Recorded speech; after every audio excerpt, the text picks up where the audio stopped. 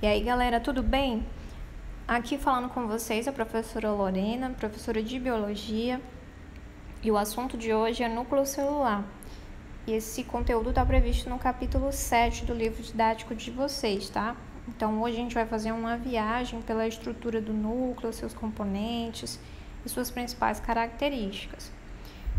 Mas antes, eu quero discutir com vocês sobre os ácidos nucleicos, né? Para a gente relembrar e ver aqui a molécula de RNA e DNA, que com certeza vocês estudaram no início do ano letivo. Vocês já devem saber que essas duas moléculas são formadas por unidades menores chamadas de nucleotídeo. E cada nucleotídeo ele vai ser constituído por uma ligação de uma pentose com o grupo fosfato e com uma base nitrogenada. Então, essas duas moléculas vão ter algumas bases nitrogenadas em comum, como a adenina, a citosina e a guanina, mas que no DNA essa molécula vai apresentar a timina, e no RNA a gente vai verificar a presença da uracila, certo? Além disso, vocês viram que a molécula de RNA é uma molécula simples que vai ter só uma fita. Já o DNA é uma molécula de fita dupla, ela tem uma forma de dupla hélice. Além disso, é importante relembrar que essas bases nitrogenadas elas sempre vão se ligar de uma maneira específica. A adenina sempre vai estabelecer ligação com a timina e a guanina com a citosina, certo? Por que saber e discutir sobre essas moléculas agora? Porque essas duas moléculas vão estar presentes dentro do núcleo celular e vão ter importantes funções no controle das atividades celulares, certo? Então é bom a gente revisar e ver um pouquinho sobre essas duas moléculas. Então o núcleo celular ele vai ser composto de algumas partes, de alguns componentes, como por exemplo o envoltório nuclear, que também é chamado de carioteca ou membrana nuclear. A gente vai comentar cada uma dessas estruturas. Nós também vamos verificar a presença dos ribossomos aderidos a essa membrana nuclear. Vamos falar sobre os poros nucleares que estão presentes nessa membrana nuclear. Existe ainda o nucleolo, que a gente está percebendo aqui na imagem, indicado pela seta número 4. Também vamos falar sobre a cromatina, o núcleo como um todo, né? E aqui o nucleoplasma. O retículo endoplasmático é somente uma organela que não entra aí na composição do núcleo, mas é importante lembrar que essa organela sempre está próxima ao núcleo, exercendo atividades de síntese proteica. Então é importante conhecer também os tipos de núcleos. Existem células que são mononucleadas, como a gente está vendo aqui. Nós temos também células binucleadas, como ocorre em alguns protozoários. Você vê aqui dois núcleos, a presença de dois núcleos nessa célula. Temos também células multinucleadas, em que a gente pode verificar isso nas células do músculo estriado esquelético, que são as que estão presentes nos nossos músculos. Então, nós vamos verificar a presença de mais de um núcleo por célula, tá? E temos ainda as células anucleadas. A quer dizer não, né? Bem de negação. Então, não possuem núcleos. Que células são essas? São as hemácias do nosso sangue, por exemplo, os mamíferos. Nos mamíferos, as hemácias elas não possuem núcleo. Já nas aves, a gente consegue verificar a presença do núcleo, tá? E aqui a gente tem o neutrófilo, que são células de defesa do nosso corpo, que vão atuar contra agentes estranhos, invasores, como fungos, por exemplo. E aí você olhando assim, visualizando, pensa que tem mais de um núcleo. Na verdade, isso aqui é apenas um núcleo que ele está segmentado, né? Ele está a gente chama de multilobado. Então, ele dá a falsa impressão de mais de um núcleo, mas não é. É apenas um exemplo de um núcleo segmentado. Mas qual a importância do núcleo celular? Então, a gente tem aqui, eu coloquei para vocês algumas características importantes. E a primeira delas é o armazenamento da informação genética. Que informação genética é essa? O DNA, né? O DNA, que vai ser o centro de comando de todas as funções celulares. E aí, também, sendo esse centro de controle celular, a gente vai perceber essa atividade principalmente por meio da realização da transcrição. O que é isso? Na transcrição, nós temos a síntese de uma molécula de RNA a partir de um segmento de uma fita molde de DNA. Ou seja, a partir de uma parte do DNA, essa parte ela vai ser usada como um molde, onde uma fita de RNA vai ser sintetizada, né? Ela vai ser transcrita. Então, ela meio que vai copiar aquela informação que está ali naquele trecho da fita de DNA. E qual é essa informação, qual a importância dessa informação, né, que vai trazer aí o RNA? Esse RNA é chamado de RNA mensageiro, justamente porque ele vai trazer um código, né? Ele vai trazer uma informação para a síntese de proteína lá no citoplasma, certo? O núcleo celular também vai ser importante para a duplicação do DNA. É lá que esse material genético vai ser duplicado. Isso porque nossas células estão continuamente se renovando, sendo repostas. Então, esse material genético, ele precisa ser duplicado antes das células entrarem em divisão. E aqui também mais uma função importante é a síntese e processamento de RNA mensageiro, RNA tradutor e RNA ribossômico. Nossa, mas são vários tipos de RNA, nós temos 3 aqui. O RNA mensageiro, que como eu disse, ele vai copiar uma parte de uma fita de DNA. Essa parte que foi copiada, ela traz um código, traz uma informação, essa informação que vai ser processada para, enfim, indicar a síntese de uma determinada proteína. A gente vai ter a produção de polipeptídeos que vão formar proteínas. E aí, esse RNA tradutor, juntamente com os ribossomos, vão fazer a leitura, né, desse código que vem do RNA mensageiro lá no citoplasma. Então, no citoplasma vai ocorrer a tradução pelo RNA tradutor. Ele vai traduzir aquela informação em aminoácidos que vão se ligar formando polipeptídeos e depois em proteínas. Olhando aqui para os componentes do núcleo celular, vocês vão ver a carioteca, que é essa membrana externa, né, que vai revestir o núcleo. Lembrando que são 2 membranas, então a gente vai ter uma membrana dupla lipoproteica, que nos procariontes elas estão ausentes, né? Tanto é que isso é uma característica que diferencia células eucarióticas de células procarióticas.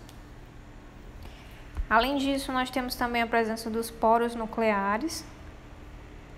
Esses poros são orifícios que vão permitir a comunicação do meio do interior do núcleo com o meio externo, né, se comunicando com o citoplasma. Então, ele vai permitir a passagem de macromoléculas como RNA, proteína, para o citoplasma. Temos ainda o nucleoplasma, ou também chamado de cariolinfa, que é como se fosse o citoplasma do núcleo, né? É essa região fluida, que vai ter um material fluido, que vai estar contido aqui água, proteína e outras substâncias. É onde também a gente vai encontrar o material genético dessa célula e também onde vai estar o nucleolo. E o nucleolo, o que tem no nucleolo, né? Ele vai ter DNA, RNA ribossômico e algumas proteínas aqui. Inclusive é nessa região onde vai ter a síntese dos ribossomos. Então as unidades formadoras dos ribossomos vão ser produzidas aqui e depois vão ser encaminhadas para o citoplasma, passando pelo poro nuclear.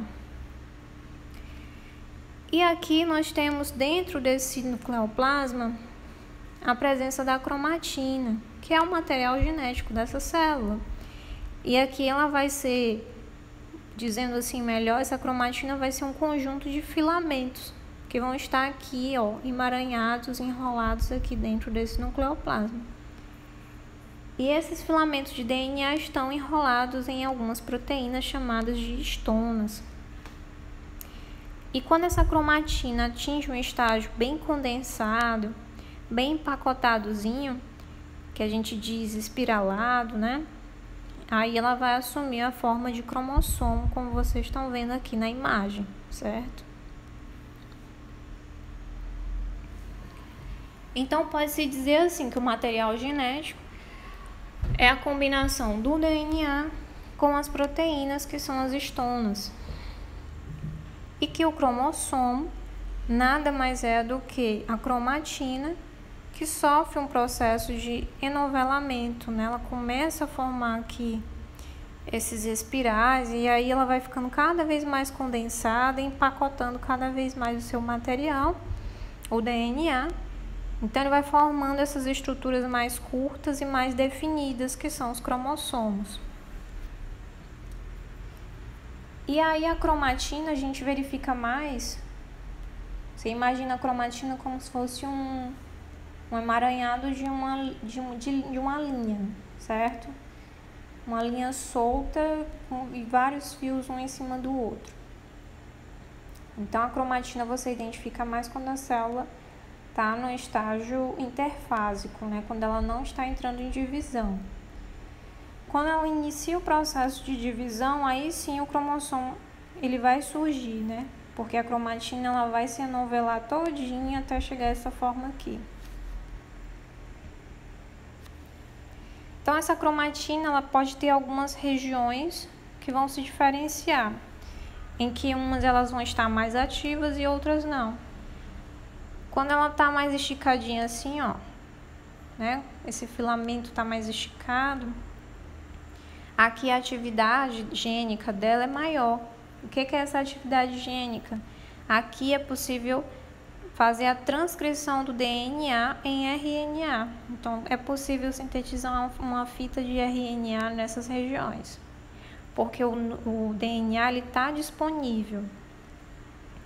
E aí, essa região disponível a gente chama de eucromatina. Essas regiões que ficam mais condensadas, espiraladas, o DNA está mais empacotadozinho, então ele não está tão disponível. Então essas regiões em que ele não está disponível a gente chama de heterocromatina, certo? Então aqui não dá para fazer síntese de RNA.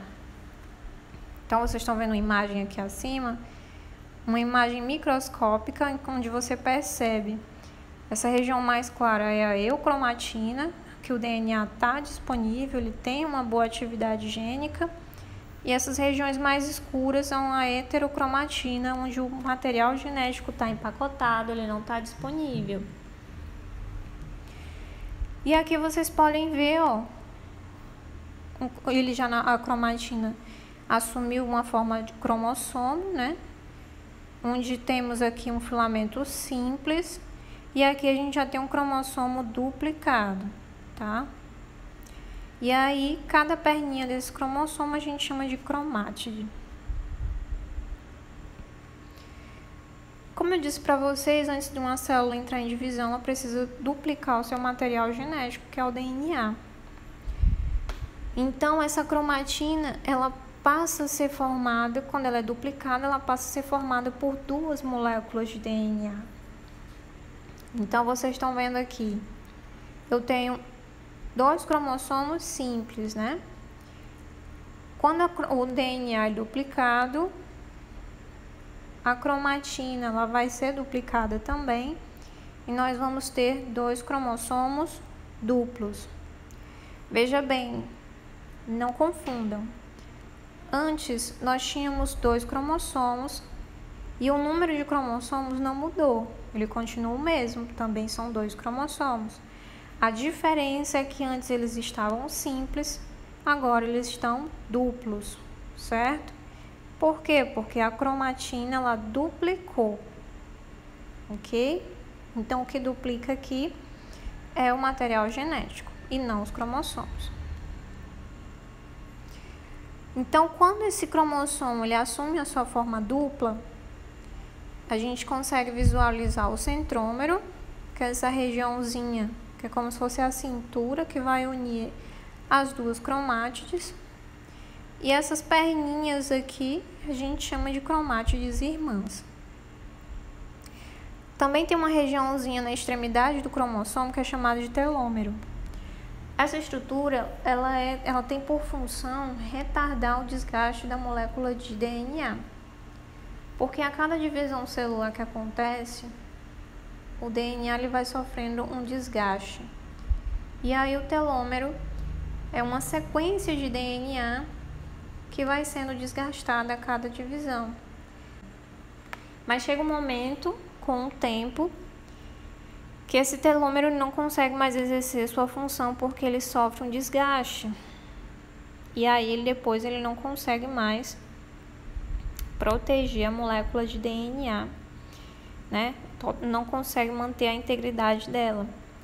E isso está associado, inclusive, com o envelhecimento, né? Então, os cientistas, os pesquisadores já identificaram que existe uma relação entre o desgaste dessas estruturas, que são os telômeros, com o envelhecimento, né? Conforme as pessoas vão envelhecendo, mais processos de divisões celulares ocorreram ao longo da sua vida, então essas divisões elas vão gerando um desgaste. Mas também outros fatores são responsáveis pelo envelhecimento, tá? Então, como vocês sabem, todos os seres vivos são formados por células e continuamente nós estamos fazendo a reposição de células mortas, de tecidos danificados, e isso vai ocorrer a partir de células já pré-existentes, né? A partir de células que já estão presentes no nosso corpo, elas conseguem se multiplicar, produzindo novas células. É graças a esse processo, por exemplo, que ao você cortar o seu dedo ou sofrer um ferimento de qualquer natureza, naturalmente o seu corpo vai fazer um processo de cicatrização. E isso ocorre graças a esses processos de reposição celular.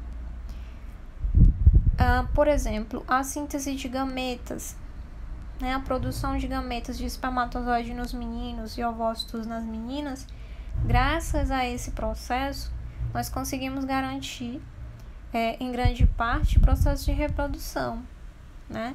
Então, por meio dessas células, é possível reproduzir e perpetuar a espécie. Então, alguns mecanismos que existem e são desempenhados em nossas células nos ajudam a fazer essa reposição celular e a fazer os processos de reprodução, por exemplo. Um deles é a mitose, né? A mitose é um tipo de divisão celular em que, a partir de uma célula mãe, nós temos a produção de 2 células filhas idênticas, com a mesma quantidade de cromossomos, né? O mesmo conteúdo cromossômico. E qual a função desse tipo de divisão celular?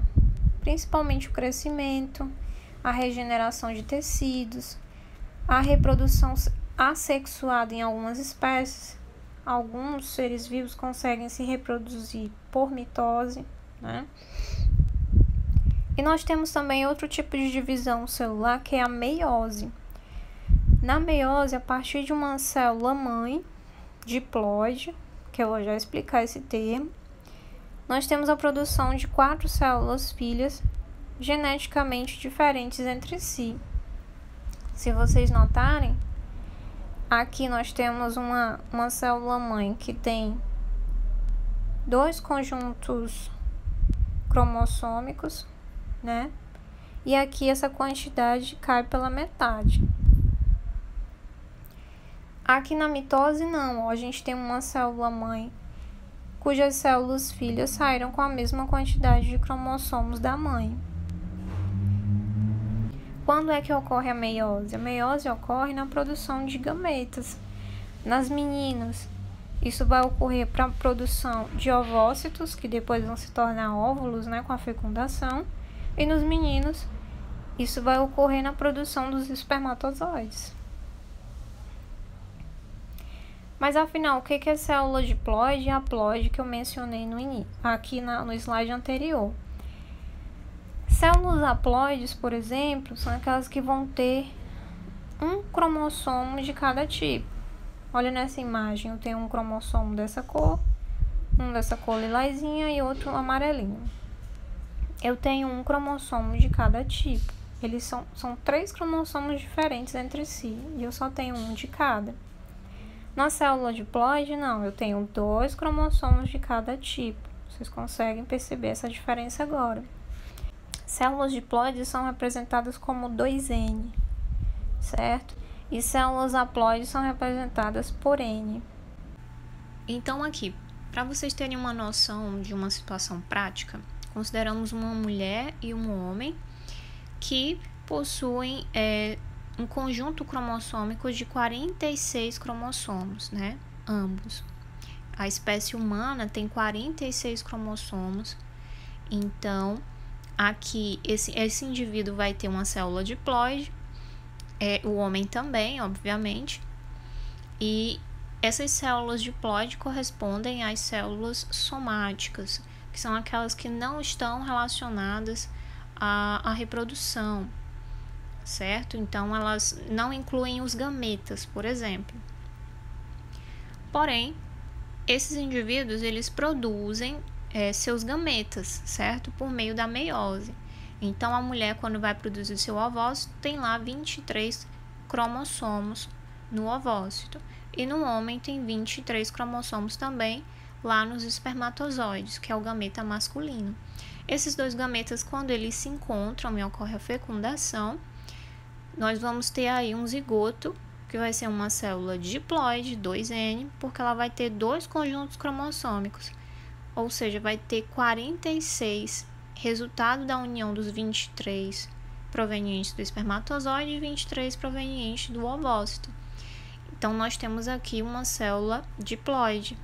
Então, esse zigoto ele vai sofrer várias divisões mitóticas, né, formando o feto e finalmente o bebezinho, que ao longo da sua vida vai continuar acontecendo essas diversas divisões mitóticas. Afinal, elas fazem parte, né, da nossa vida, fazendo a manutenção, o reparo das células danificadas, toda essa troca, essa manutenção tecidual. Então, reinicia assim o ciclo, né? O indivíduozinho já adulto também terá o seu conjunto cromossômico, uma célula diploide de 46 cromossomos, e vai produzir gametas com apenas um conjunto cromossômico, que são 23. Então, falando aqui alguns conceitos importantes, quando eu falar de cromossomos homólogos, por exemplo, são cromossomos que têm o mesmo tamanho, a mesma forma e apresentam os mesmos genes, certo? Os genes que vão determinar uma mesma característica. Por exemplo, a cor dos olhos, a cor do cabelo. Aqui no caso é de uma planta. Esse genezinho aqui, ele vai determinar, por exemplo, a forma da semente dessa planta, se ela vai ser lisa ou se ela vai ser rugosa. Vocês percebem que esse gene, que é um fragmento do DNA, que vai determinar uma característica, eles estão, em posições semelhantes aqui nesses cromossomos homólogos. Então, quando nós temos genes alelos, eu digo que esses genes estão relacionados com a mesma característica e em regiões correspondentes dos cromossomos homólogos. E o local onde cada gene ocupa no cromossomo a gente chama de locogênico, certo? Lorena, mas eu não entendi. O que é o gene? O gene é um fragmento do DNA que vai determinar uma característica. Pode ser a cor do cabelo, a cor dos olhos, a forma de uma semente, a altura que uma planta vai ter, enfim. Então, essas são características hereditárias, né? Passadas dos pais para os seus descendentes e assim por diante. E o que é cariótipo? O cariótipo é o conjunto dos cromossomos que vão estar contidos nas células de um organismo. A espécie humana, por exemplo, tem 23 pares de cromossomos. Se você contar aqui, eu tenho um par, outro par e por aí vai. Aqui, ó, 22 e 23. No total, são 46 cromossomos, certo? Lembrando que um cromossomo desse vem do pai e o outro vem da mãe. Então, cada par desse, um cromossomo vem do pai, outro vem da mãe. Quando eu vou representar o cariótipo humano, eu digo que são 44 cromossomos autossomos, ou seja, que são os cromossomos que não são sexuais, mais um par de cromossomos sexuais, que é esse último aqui, ó. Quando esse último par apresenta XX, a gente vai ter uma fêmea. Quando é XY, a gente tem um macho. No caso aqui, é XY, então eu tenho o cariótipo humano macho, certo? Não é porque esse último cromossomo aqui ele tem a forma de Y, não. Isso aqui é uma forma didática só de explicar melhor o que é. Na verdade, esse cromossomo ele é menorzinho em relação ao outro. Então, quando isso ocorre no último par, isso aqui caracteriza o sexo masculino. Lembrando também como é feito esse processo, né? Os pesquisadores pegam, por exemplo, amostras de suas células e aí eles levam para o laboratório, colocam pigmentos no seu material genético, tiram uma foto, né, ampliada, e aí, depois de ampliada essa foto, eles recortam os cromossomos e identificam lá qual cromossomo é homólogo ao outro. Então, eles vão montando lá os pares, ó. Esse aqui é homólogo desse, esse é homólogo desse, por aí vai. Eles vão identificando quais são os pares correspondentes, ó. Tá? E também temos algumas alterações genéticas que podem causar anormalidades na quantidade de cromossomos, influenciando no cariótipo de um indivíduo. Por exemplo, na síndrome de Down, são aqueles indivíduos que vão ter um cromossomo a mais no par 21. Então, ao invés de ter só 2 aqui, tem 3. Então, o cariótipo dele, ao invés de ter 46 cromossomos, vai ter 47 e pode ser representado dessa forma aqui, né? Cariótipo 47, XX mais 21, em referência ao cromossomo a mais aqui no par 21. Algumas características dos portadores de síndrome de Down a gente pode visualizar aqui do lado. São aqueles indivíduos que têm um pescoço mais curto, têm os olhinhos mais puxados, possuem a implantação da orelha assim, um pouco mais baixa em relação a um indivíduo considerado normal, tem um perfil facial mais plano e a gente verifica outras características mais. Outra síndrome que a gente pode discutir é a síndrome de Turner, que já vai ocorrer somente com indivíduos do sexo feminino e o cariótipo desse indivíduo vai ser uma quantidade de 45 cromossomos. Isso porque falta um cromossomo aqui no par 23. Então, eu só tenho cromossomo X. A outra síndrome que nós podemos discutir aqui é a síndrome de Klinefelter, que vai acometer somente indivíduos do sexo masculino. Então, ao invés de ter 46 cromossomos, como no indivíduo normal, ele tem 47. E ele vai ter um cromossomo a mais justamente aqui no par 23. Então, ao invés de ele ter XY, ele vai ter XX e Y. Então, também configurando aí mais uma alteração genética. Quanto aos tipos de cromossomos, nós podemos identificar 4 tipos e eles vão se diferenciar de acordo com a posição do centrômero. Tem cromossomos que têm o centrômero mais no meio aqui das cromátides, que é chamado de metacêntrico. Tem o submetacêntrico, que o centrômero ele fica um pouquinho mais em cima, então a gente já tem cromátides com comprimentos desiguais na parte superior em relação à parte inferior. Temos ainda o acrocêntrico, onde o centrômero está mais em cima, e o telocêntrico, que o centrômero já está na extremidade desse cromossomo.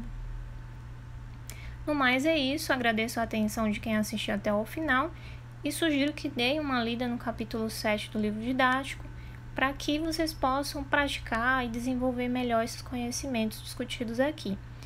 Então, até a próxima e bons estudos!